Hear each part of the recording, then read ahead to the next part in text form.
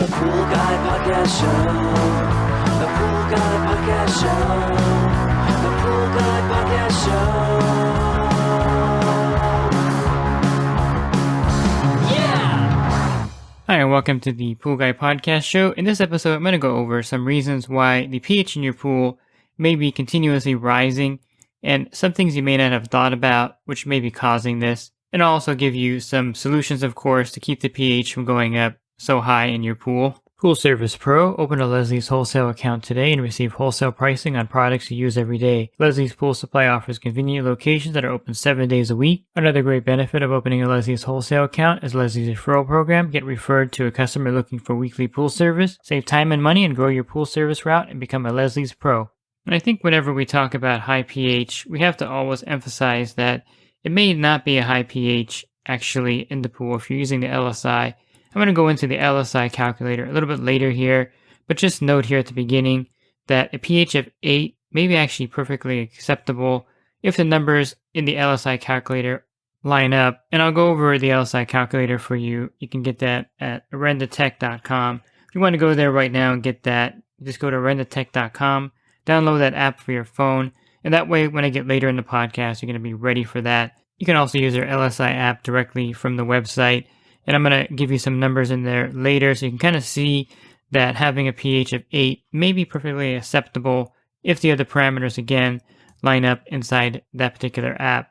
But some of the problems you may be running into that you don't think about is the fact that since there's been a shortage of chlorine and muriatic acid, and mainly this is a supply chain issue that they're dealing with here where they can't get the product to the consumer, one of the things you may notice with the muriatic acid that's on the market today, if you go to Home Depot or Walmart to buy it, is that it's really weak. It's probably less than 14%. And then the one you buy at the pool store that we're familiar with in the pool service is 31.45%. So it's about half or less than half of the strength of muriatic acid that we're using. And if you're using any kind of calculator out there, they're probably assuming that you're using 31.45% muriatic acid. There are some calculators that you can adjust that down to. But if you're a homeowner and you're trying to lower the pH down, with this 14% muriatic acid, note that you're going to have to use double the amount that you would normally use with the pool store acid. And this is really confusing to a lot of people and causing a lot of problems with people that are trying to lower their pH down using really weak muriatic acid. So on the label of the muriatic acid that you're using, check the percentage of that acid to make sure that it's got some strength to it. I mean, it seems like they're diluting it down to nothing at some point, but it may be really weak muriatic acid, and that way, if you go on a calculator online and it says you need to add a quart of muriatic acid to your pool and you're using the 14%, you're going to have add half a gallon of that to equal what you would normally add from the pool store acid. So this has been a relatively new problem that has emerged because of the supply chain shortage, and that acid may even be weaker because maybe it's delayed getting there, or maybe they're not manufacturing it the same way. So keep an eye on that fact that the acid you're actually putting in the pool may be really weak, causing you to have the pH going up on you where you can't control it. And you're wondering, hey, I'm adding acid, I'm adding the amount they're calling for, but the pH is still rising, and you add the acid and it's not going down. And that could be the problem. So look at that as your number one problem. The other thing that causes pH to rise rapidly, and I address this in a lot of different podcasts. So there are two things that the Saltwater Generator does in your pool that raises the pH. One, of course, is the turbulence in the cell itself. You may not think of that, but there is a lot of turbulence going on in there, so that water turbulence will cause the pH to rise. Also, is one of the contributing factors. The main one, though, is the fact that the byproduct of the salt production is sodium hydroxide, and this causes the pH to skyrocket in most cases. A way to counter this, of course, is to run your saltwater system less. Don't put it for the full 100% output, and then that way you're not releasing so much of that byproduct back into your pool and raising the pH. So a lot of this can be corrected by simply dialing down the salt cell output to a lower percentage, and thereby it's not going to be running all the time producing the chlorine. For example, if you had a salt system running at 100%, it would be running that whole hour. If you put it down to 50%, that means that half that 1 hour period, the salt cell will turn itself off, and then you're going to lower the pH right there by running it less. So if you have a saltwater generator, chances are you're going to see your pH skyrocket to like 8.4 or above. I mean, most test kits stop at 8.4, so you don't know the true pH in that pool. and it really skyrockets in a saltwater generator type situation where the cell is running at 100%. Even if it's running at half that, if you're running in the pool for 14, 18 hours, it's still going to produce a lot of the byproduct, raise that pH in the pool. So just be aware of the runtime of your saltwater generator. The runtime of your pool is a contributing factor to the pH rising in the pool. Another factor, of course, is the actual surface type of your pool itself. If you have a plaster pool or a quartz pool, I guess the old guys used to call them a cement pool or a concrete pool.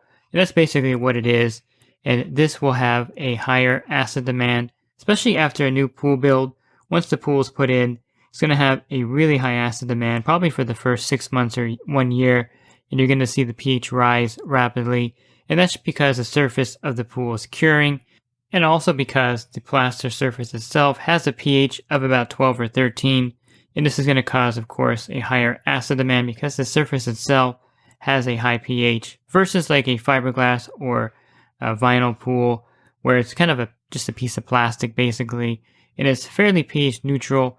And that's one reason why you'll notice that in a fiberglass and vinyl pool that you're battling low pH a lot, because when people are in the pool swimming, or if you use trichlor tablets in the pool, it's adding acid in there, lowering the pH. But the natural pH of the body will lower the pH in the vinyl and fiberglass pool, and that's why it's going to drift downwards, because the surface itself really doesn't have any kind of acid demand because it's a piece of plastic, whereas the plaster pool is going to have a higher acid demand because of that surface type itself. So the surface type is a major factor, and don't neglect that. And if you have a PebbleTech pool, you're going to have a little bit less acid demand. I'm not exactly sure what the pH of the PebbleTech is, but I know it's lower than a plaster pool. And there's different stones that have a higher pH, like flagstone. So if you have flagstone, like coping or tile around your pool, this could raise the pH, especially if you have like a water feature. And since I'm talking about water features, they definitely will raise the pH because they're aerating the water. And basically, aeration is when any kind of turbulence is caused by, let's say, a return jet, a waterfall, or something of that nature, and it causes that turbulence on the water. You'll see bubbles and things like that. This causes the pH to rise in the pool also. That's why I mentioned the salt cell does contribute a little bit to that turbulence by just the fact the water is going through there. If you ever turned one on, you'll see the turbulence in there in the saltwater generator and the salt cell itself. And the same goes with the waterfalls. If you have like a huge waterfall effect, or the infinity edge pools have a high pH problem that is sometimes unsustainable or incorrectable, I should say, because if you have that infinity edge going down 10 feet all day long, just imagine how much aeration is happening in that case. So having kind of any kind of bubbles going into your pool, return jets facing the surface, these kind of things will raise the pH of your pool. So I would suggest that if you're having a pH problem because of a spa spillway or a waterfall effect, that you turn down that effect or turn it off entirely and divert the return somewhere else until the pH is handled. So this is another contributing factor. Any kind of water feature or any kind of bubbles that get into the pool water will cause the pH to go up. So if you have a saltwater generator and you have a waterfall effect, you're pretty much out of luck in that case. But just to say that a combination of many things, I mean, if you have a new pool plaster with a waterfall, with a saltwater generator, good luck trying to keep that pH in range in that case. Here's another thing that I think a lot of people neglect to recognize as a cause of high pH in the pool, and this is having a pool with a very high alkalinity level. If you have alkalinity in your pool water of 150 or above, then you're going to have a hard time lowering the pH because the alkalinity acts as a buffer to the pH. What that means basically is that it'll neutralize the pH at a certain amount and keep it from dropping. And so an alkalinity of 150, 160, 170, 180 will definitely neutralize that pH or buffer it in the water and make it ineffective, or you're going to have to add large amounts of it to even move it, but then it's going to bounce up quickly after that. Kind of like if you're in a state where it's really cold in the winter. I grew up in New Jersey, so I know how this is. You put on a sweater, you're still kind of cold, so you put on a jacket, you're still a little bit cold out there. So you put on gloves, and then you put on another coat, and that's kind of how alkalinity works. So by the time you have all of that on, you don't really feel much of the cold weather anymore. And the same thing with a high alkalinity level in your pool. You're adding that acid in there. Since the alkalinity is buffering it, the pool doesn't really feel that acid going in there, and it's not going to lower the pH in that case because of all that buffering. And so if you're having constant high pH, or if you're adding acid and then the next couple of days it goes back up to 8.0 or 8.2, try lowering that alkalinity down from 150 down to 80. Now, how do you lower that down? It's pretty easy to do. I mentioned aeration earlier, the fact that it causes the pH to go up. You can actually lower the alkalinity down within a day or two using aeration to raise the pH up, because the aeration does not affect the alkalinity in the pool. I probably should have mentioned that earlier. So if you had a pool that's 20,000 gallons, let's say, and the pH is at 8, and you wanted to, and the alkalinity is at 160, and you want to lower that alkalinity down to 80, you could put a gallon of muriatic acid in. That'll drop the pH to 7. And since the pH and alkalinity are tied together, when you lower the pH down, you're going to lower the alkalinity down. However, since it's at 160, it may take, of course, more acid, even though 1 gallon is going to bring it down to 7.0 over the course of a 6-hour period. I definitely wouldn't add the whole gallon all at one time. So I would add half a gallon and then check back 3 hours later, add the other half a gallon, and then I would check back 3 hours after that and see what the alkalinity is at, see what the pH is at. And to raise the pH back up, let's say that the pH is at 7 at that point, you can raise the pH up by aerating the pool. And this is really easy to do. You would just turn the return jets up. If you have a spa, turn it into spa return mode to get that bubbling really good. Or get a submersible pump, put it on the first step of the pool, and shoot that water. Some people have actually added an adapter to the return jet to make the return jet shoot water up into the pool. You can also turn on your water features, your waterfall, to get the pH back up. So get the pH back up to 8.0 again. The alkalinity may be at 130 at that point, and then do the same process over again. Add that 1 gallon of acid to the pool, and then, of course, don't add it all at once. I would say a quart or half a gallon at a time, and then aerate the pool again. Bring that pH back up to 8.0. Check the alkalinity. It may be down to 100 at that point. In that case, you may not need to add as much acid, because at this point, since the alkalinity is being lowered down, there's not a lot of buffering going on, and so the acid is gonna have a larger effect on the pH. It's gonna move down more rapidly. So you want to move to less acid at this point.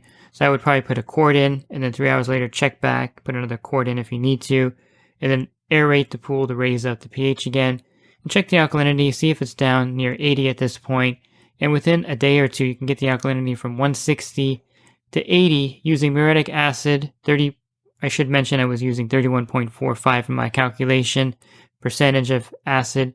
Using the 14%, you're going to have to add a lot more acid, double that number. And then you're going to gradually lower the alkalinity down from 160 to 80 with muriatic acid. So it's a process that you can easily do if you add acid to your pool every 3 hours. Aerate the pool to bring the pH back up to 8. And then go ahead and add more acid to bring the alkalinity back down. At the last time you're doing this, you don't need to raise the pH back up to 8, of course. You want to just aerate it so the pH is at 7.6 or 7.8. And then you should be good to go. With that lower alkalinity at 80, it's going to keep the pH from really bouncing up or rising rapidly in the pool. So it's a good way to keep the pH in check by having the alkalinity at 80 or 90 in the pool to prevent the pH from bouncing up. So if your alkalinity is at 180 or 200, which is not unheard of in a lot of areas, drop that down with this method and see how the pool does with the alkalinity at 80, and see if the pH stops rising rapidly in your pool. Another easy way to keep the pH from rising in your pool is to add borates to the water to 50 parts per million. Borates are a secondary buffer. There's actually 3 buffers of the acid in the pool. You have the alkalinity, you have the cyanuric acid that's in the pool, and then you can add borates as a third buffer. And this is a great way once you get the alkalinity and pH in line. And I should emphasize that point. You don't want to add borates to 50 parts per million if your alkalinity is at 160 and your pH is at 8. Because the problem is you're adding another buffer, and I gave you the example of putting on the winter coats there, and the same thing's going to happen if you add the borates to the pool. If you have the cyanuric acid at like 50 or 70, and you have the alkalinity at 160, and the pH at 8, when you add the 50 parts per million of borates in there, then I suggest you add it with the boric acid powder, or you can get the BioGuard Optimizer on Amazon and add it that way.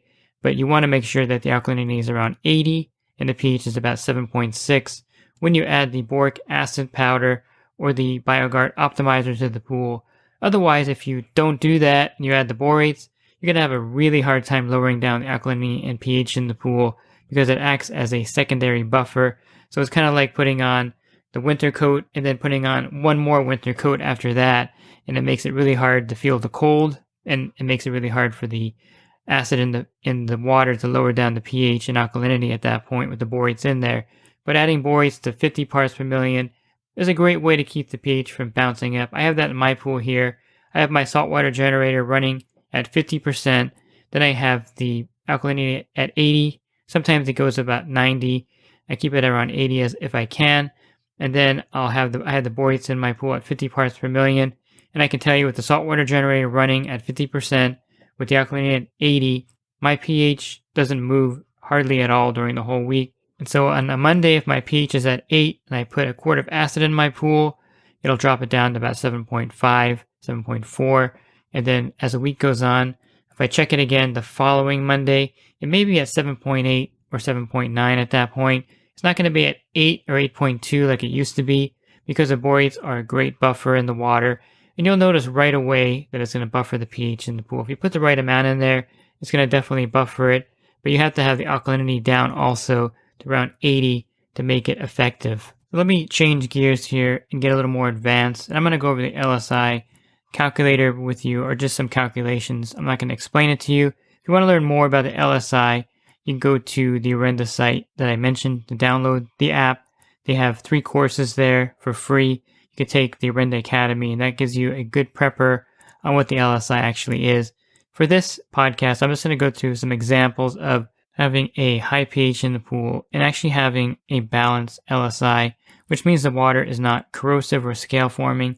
And that's basically what the LSI calculator does, or the LSI calculation is for, is to make sure that the water in the pool is not corrosive, meaning it's going to etch the cement or plaster. It's going to etch, it's going to ruin the equipment, damage the equipment, and or scale forming, where you're going to have scale on the pool where it's rough.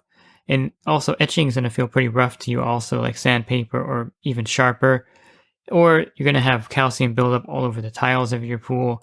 And so the LSI being in balance means that the water is not corrosive and the water is not scale forming. So if you have the LSI calculator open on your phone, put 20,000 gallons as the pool size. And we'll start with this simple example here. We're going to put the water temperature at 60 degrees, which is pretty much what it's like here in California in the wintertime. Put the chlorine at 3 parts per million, just for simplicity. Put the pH at 8. We'll put the calcium hardness at 200, which is probably like Florida and some other parts of the country. Here in California, we're like around 500, no problem. And then alkalinity we'll put at 120. We'll put the stabilizer or the cyanuric acid at 30. We'll put the TDS, and don't worry about this number, I'll go over this in a minute. Total dissolved solids at 1,000, sorry. And we'll put the phosphates. We'll just leave that at 0 so that there's no phosphates in this water. And you're going to see that the LSI is going to show 0.23, which means that the water is perfectly balanced, but the pH is at 8. And that's kind of confusing because you have the factors like water temperature. So as I raise the water temperature here, I'm going to raise it to 70. That means that it's now in the purple range, which means that the water is scale forming. So if the pH is at 8, the water temperature is at 7, and all the other numbers stay the same, that means that the water can be scale forming.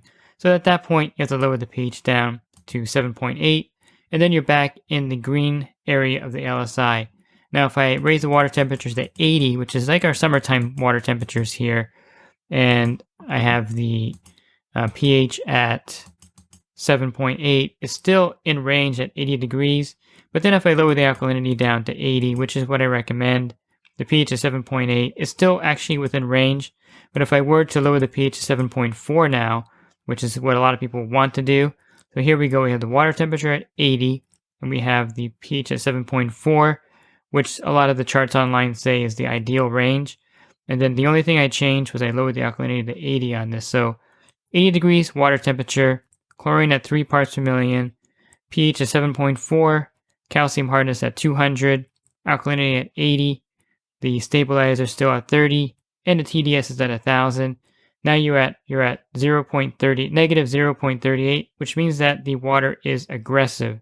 It's causing etching of the plaster, and it could be damaging the pool equipment. And that's with a pH of 7.4.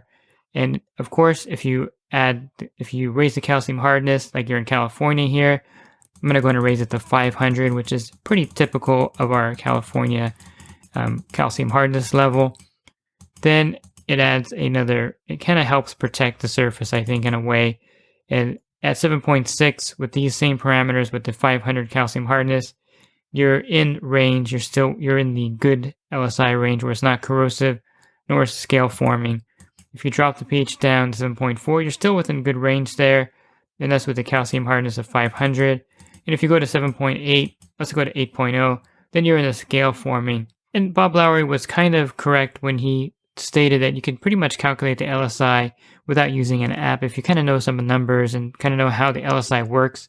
So with warm water and the higher calcium hardness with lower alkalinity, if the pH gets too high, it's going to be scale forming. And with the higher calcium hardness level, 500 here as this example, I can bring my pH down to 7.2, and it's still going to be kind of in the acceptable range, a little bit low, but it's not going to cause any kind of aggressive water in the pool because the calcium hardness, of course, is going to act as a protection for the plaster.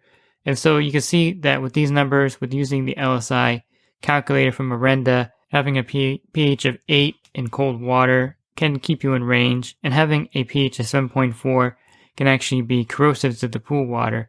So I really recommend doing the LSI at least once a month on your pool. You just need a good test kit to run these numbers. And then for the TDS number, you're going to just need a digital TDS meter.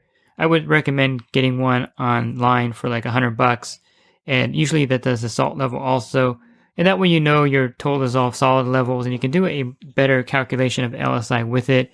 Without the TDS number, it makes it a little bit harder to get an accurate LSI reading. So you're going to need that one added digital meter. If you have really low TDS, it does affect the water chemistry somewhat. It's not critical to have that number, but it's always better to have that number. So I recommend getting a digital TDS tester so you have some idea of how much the total dissolved solids is in the water. And when you run the LSI, you're going to get a better picture of the actual pH that's required in your pool based on the calcium hardness, the water temperature, the alkalinity, and the pH of the pool. So you can't just say that my pH is high in the water without really doing the LSI. And that's why I saved this for the end here, because it's a more advanced way of checking the chemistry in the pool. And it's something that a lot of people don't do, pool pros or homeowners. And if the pH is at 8 and you're lowering it down in the water with low water temperature, you may be damaging the surface. If you keep the pH too high in the pool with really high calcium hardness, you may be forming scale in the pool. And so having the LSI app here that I mentioned and doing the LSI calculation can really be a true indicator for you if your pH is actually really high in the pool, or actually high in the pool, I should say. At 8.0, it may not be. Or if the pH at 7.4 actually could be corrosive to the pool water, and you're actually hurting the pool surface by keeping the pH at 7.4. When you're thinking that you're keeping everything at a good level, it could be damaging the pool plaster. So it's an element that needs to be looked at, and definitely something that you need to research. And I definitely recommend everyone go to the orendatech.com site, download the app, take their courses, learn about the LSI, learn about if your pH is truly high or not, and get the right tools to balance your pool water. Because if you're not doing that, you're just kind of using kind of accepted rules of thumb. When you see that 7.4 to 7.6 pH, it may not be the pH level for your pool. And you may be fighting high pH for no reason at all. You may be lowering your pH to a point where it's corrosive, and you're battling something that's not really your enemy. And if you have the LSI calculator, you're going to know really how to balance your pool water and keep it from being scale forming or corrosive by controlling the pH, either keeping it higher or lower, or keeping it within a certain range based on the numbers you get from the calculator. If you're looking for other podcasts that I recorded, and I've done a few podcasts with Harold Evans of Orenda, we did talk about this, and you can find those podcasts by going to my website first, going to swimmingpoollearning.com. On the banner, click on the podcast icon, and then type in the search box Orenda, and you'll see the podcast that I recorded with them on this. And I really recommend listening to those podcasts also. They also have their own podcast show that you can tune into, and they spend a lot of time talking about things like this on their show, mainly water chemistry. And if you want to enhance your business, definitely consider my coaching program at poolguycoaching.com. Thanks for listening to this podcast. Have a great rest of your week, and God bless. Pool Service Pro. Open a Leslie's wholesale account today and receive wholesale pricing on products you use every day. Leslie's Pool Supply offers convenient locations that are open 7 days a week. Another great benefit of opening a Leslie's wholesale account is Leslie's referral program. Get referred to a customer looking for weekly pool service. Save time and money and grow your pool service route and become a Leslie's Pro.